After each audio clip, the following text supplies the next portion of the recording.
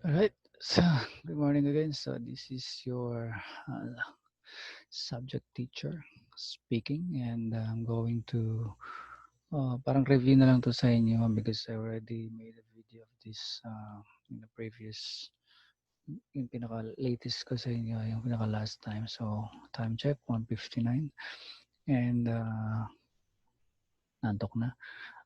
So, basically, this is all about the verbal and non-verbal communication.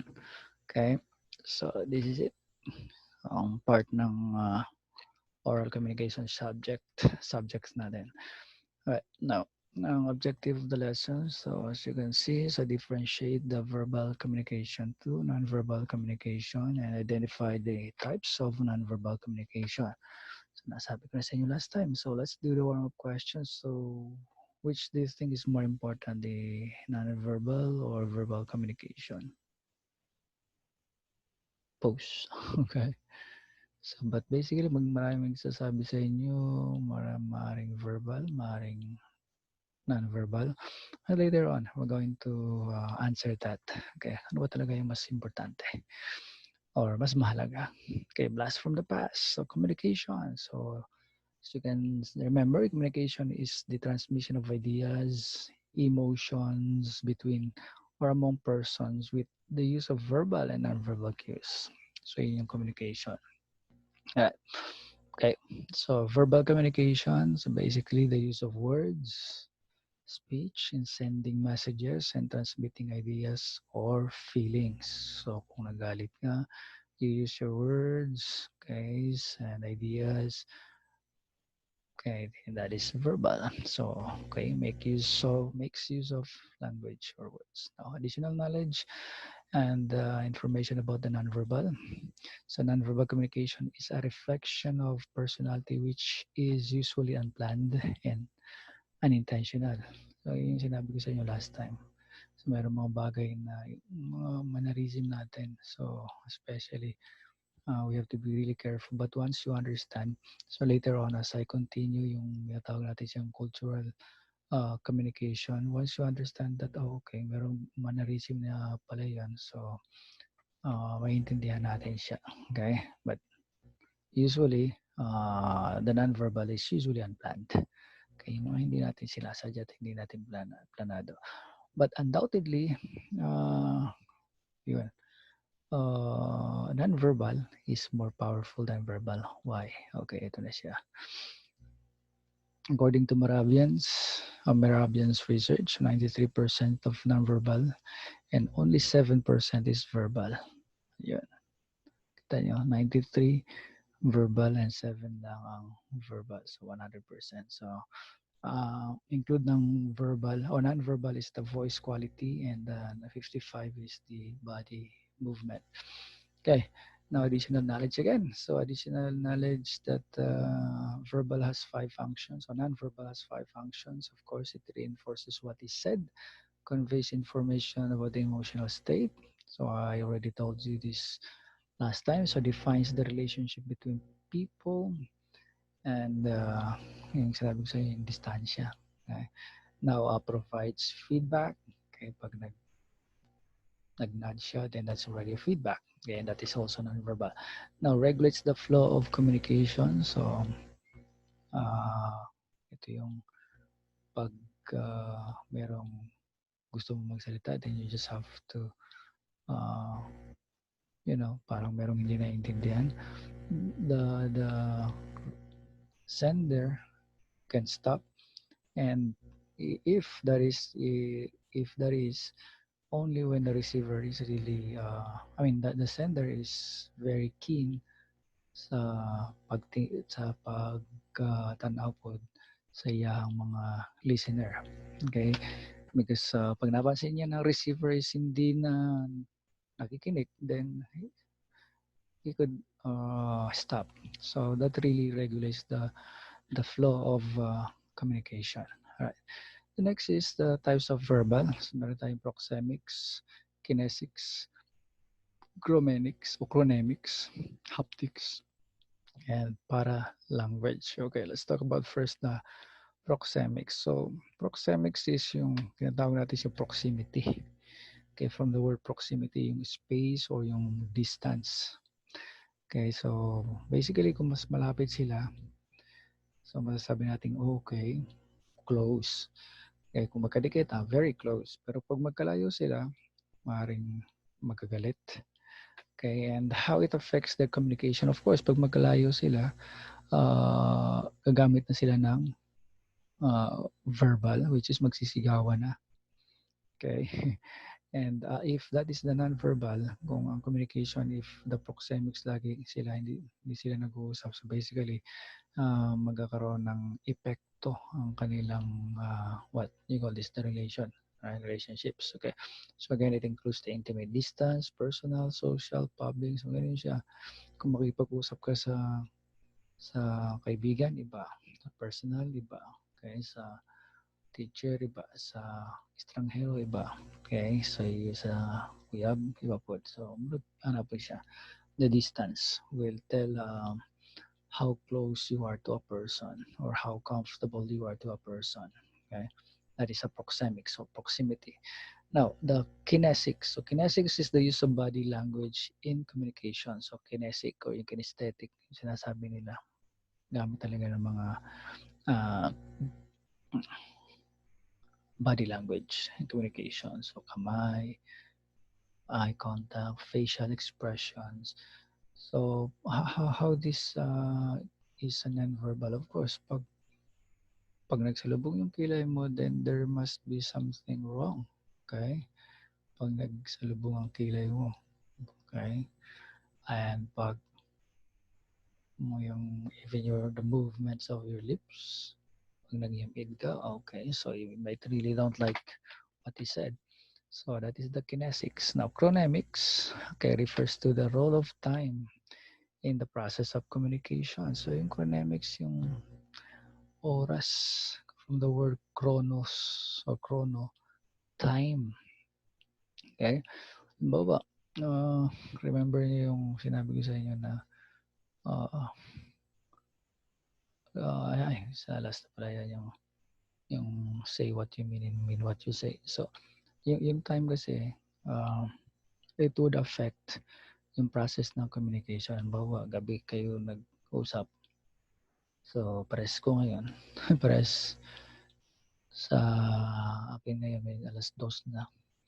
So, medyo inaantok ang boses rin, inaantok. Pero anyway, ganito talaga yung boses ko. But, you know, if you're going to talk to a person, gusto mo talagang makinig siya, then it's not really the time, but it's the time if the person is ready to listen. Okay, so ganyan siya. Right? So chronemics ang tawag natin dyan. Right, next is the haptics. So yung haptics is the use of touch to convey meaning in a conversation. Yung pag-tap sa likod. So depende na yung sinasabi ko sa inyo. Okay, and once na nakita mo yung receiver, yung sender is somewhat nanginginig, so you can use your touch, you can make use of touch, okay, and by saying, but diba, lalo na sa mga girls, so pag nag-usap sila holding hands, but when you see boys holding hands, seryoso nag-uusap, pakaiba na yun. But so anyway, so that is the haptics, right? So basically it depends on the culture. Okay. Bakit siya? Ang ibang bansa kasi, ang kissing sa kanila, pwede lalaki. Hindi naman kiss na lips to lips, but kiss na yung cheek to cheek lang. Just greeting. Okay, yung greeting lang nila yan. But dito, pag mag-kiss na yung greeting, iba na yan. Okay, but sa ibang culture, it's definitely okay. Alright, now the paralanguage. So ito yung paralanguage, ito yung tone of voice, speed, and the volume of the speaker's voice. Ito yung sinabi ko sa inyo na the voice itself, pag normal siya, sabi niya, okay, normal na no, relax kayo siya. But pag nagbumilis yung speed ng boses niya, so there must be something wrong. Baka nagmamadali na siya, no? It shows na nagmamadali. Oh, huwag ka namang nagmamadali ka. Even sa reporting, bilis mo naman, ano ba? Nagmamadali ka ba? Eh, siyempre, baka nagmamadali siya dahil kinakabahan siya mag-report. So, ayan siya. So, the speed could also mean kinabahan. Right? And pag garalgal, okay, afraid. Pag mataas, galit. Alright? So, the tone of voice. Hindi mo man siya, galit ka ba? Parang gano'n ba? Galit ka ba? Hindi naman. Bakit parang galit yung boses mo? Because para meaning is beyond. Okay, beyond language. So, by the tone, malalaman mo na ang speaker is the emotional state. Ayan, ang boses ko. Now, it includes also sighs and gasps. Okay. Right, now the additional knowledge, okay, so positive, ito yung sinabi ko sa inyo last time, okay, and also the negative body language, okay. Alright, meron pa isa, okay, so tips and improving, okay, so ito yung last sinabi ko sa inyo na say what you mean and mean what you say. Pag sinabi mo na, anytime kung may problema ka, sabihin mo lang sa akin. So again, the CHRONEMICS, right? So, paningkamutan dyan mo, pwede mo mag anytime.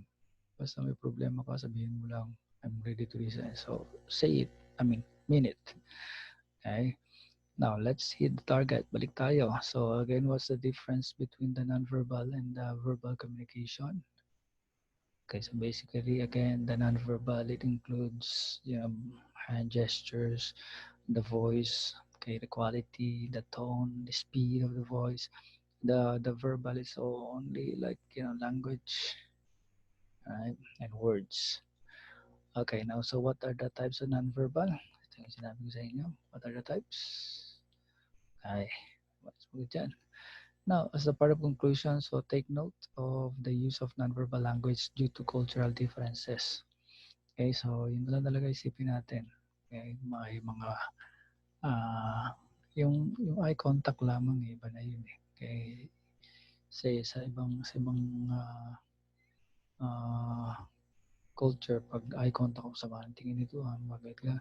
So it could lead into misunderstanding. So you have to be really careful and take note of the cultural differences. Okay, so the message is emphasized when combined with nonverbal. Okay, so remember 7% lang yung verbal. Right? But 93% ang nonverbal. So, action. Okay, kahit hindi mo na sabihin galit ka, pero pag pinakita mo, galit ka. Pero pag sinabi mong galit ka, pero hindi naman, so there must be, magko-contradict siya sa sinasabi mo. Diba? Hindi ako galit, pero nagdadambog. So, something like that. Okay. Next, the nonverbal language, use nonverbal language only when necessary. Okay, so gamitan tayo yan kung kinakailangan. Kung hindi naman, huwag na. Okay? So in the real life application now, as a friend, how can you use both verbal and nonverbal communication to comfort a friend who is ongoing, parang online class na, who is going through some tough personal problems? Okay, so okay na sumagot niyan. Right. Now, as a son and a daughter, sister or brother, so how would you use both verbal and nonverbal communication to comfort a member of the family who is having some personal problems? Okay, you try it. Okay, so try natin siya. Alright, so I guess that's all, guys.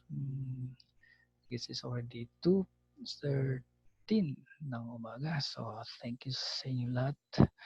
Right, so I guess that will be all. So, until next video, see you.